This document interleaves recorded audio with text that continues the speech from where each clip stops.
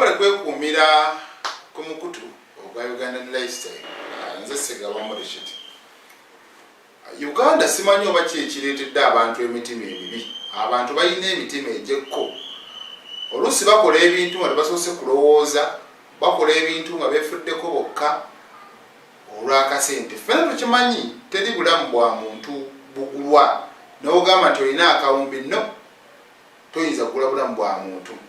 Kati bwe tugendako sayidi zeeyo ekirinnya Bigo mu division y'e Nabweru municipali y'e Nansana, eno nno waliwo omwana eyasangiddwa nga yattiddwa. Omwana myaka 4 nga ye Chloe Ndagire, ono nnyina agamba yali awo ng'azannya mu luggya ne mwana munne, era abatategereka basobola okubeera nga bamuggyawo ne bamutwala. Bazzeemu okubeera nga bamuzuula mu bifulukwa eby'omutuuze Joshua nga yafumitibwa mu bulago, era n'omusaayi ne bagenda maaso n'okubeera nga bakulembeka. Kabadde kaana kato era nga kali awo mu middle class nga kasomera awo ku New Life Junior School, era nalyo lisangibwa eyo ekirinnya Bigo. Kati maama w'omwana ono nga ye Silivia Namukwaya, myaka 25, bambi abadde mu maziga nga tajasobola kubeera nakwe nga yeewanirira. Awulidde nga mu butuufu n'entegetege azimufamba nga tayinza kubeera ng'akikkiriza nti omwana we gwe basobodde okubeera nga batta mu ngeri efaananako bwetyo. Kati ye taata w'omugenzi Peter Sendagire, ono nno ye agamba nti babadde bamaze ennaku eziwerako nga 2 nga tebamanyi mwana waabwe wa gye yabulira, nga banoonyanoonyako paka ate bayongedde okubeera nga bafuna amawulire agabanyisa emitima, agabatiisizza, ag'ennaku, ate era nga gattima.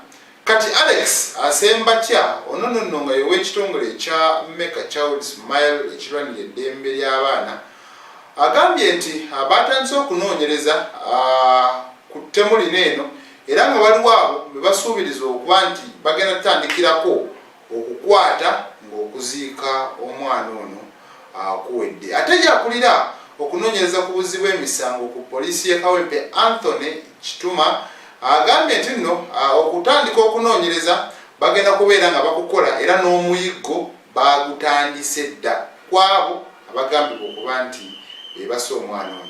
Omwana yafumitibwa mu bulago, omusaayi ne balembeka ne basuulaawo ne bagenda n'omusaayi. Kati obaani yagubatuma nti omusaayi gw'omwana gujja kukola bwe guti ne bwe guti, ekintu ekitali kirungi.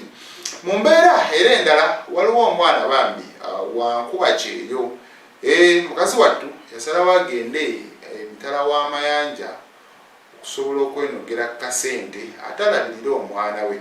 Nonno eno Uganda n'alekayo omwami kwassa n'omwana. Kati omwana ono Arthur Kalibita yagenze maaso n'okubeera nga atomerwa emmotoka oba loole namba UBM 236B.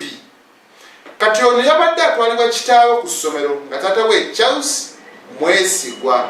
Kati wakati nga banatera okubeera nga batuuka amunaye ku ssomero erya Atland Kids School erisangibwa eyo e Najjembe mu Lugazi, loole yafudde eri misinde. Kati taata mu kujeekanga gye n'abuuka n'agwa eri, ate yagenza otunula emabega ng'omwana we emaze okumubetenta omutwe. Ono nno yalaajanye, yakubye omulanga n'akaaba musajja wa nangala kyalina kyakuzza, era yasobodde okubeera ng'atwalibwa mu ddwaliro olw'ensonga yabadde afunye obuvune obw'amaanyi mu kugulu. Maama w'omugenzi Arthur Kalibita, ono nno nga ye Jane Naiguru, nonno nga bwe kugambye nti yagenda mawanga g'Abawarabu kunoonya kasente mu mpolampola, era ono okufa kw'omwana we amawulire gye gamusanze. Saawa zino nabe kubeera ng'abitegeera bulungi, tamanyi mukazi wattu naki kyakuzzaako, naye ate amazima gali nti kyekyo ekiriwo. Kuba munnange osaasiramu asobola okubeera nga contract ebadde tennaggwako, ate nga okuziika tekulinda kiregeeza nti eira okukozesa obwangu obw'ekika ekyawaggulu nadda n'ebyemirimu n'abivaako ate oba okuguma n'aguma n'agamba kankole wadde ekyo kiguddewo naye nga kiba kya nnaku ate kiba kya bulumi bw'amaanyi. Kati nayo poliisi egambye nti abagenda mu maaso n'okubeera nga banoonyereza entalo kwe yavudde ate era banoonye n'omugoba wa loole oyo. Ellen Butoto oyo nno yagenze maaso n'okubeera ng'avumirirwa ekikola ekyatuuseewo eky'omugoba wa loole okuvugisa ekimama. Byebyo nze Ssegawa Morishit.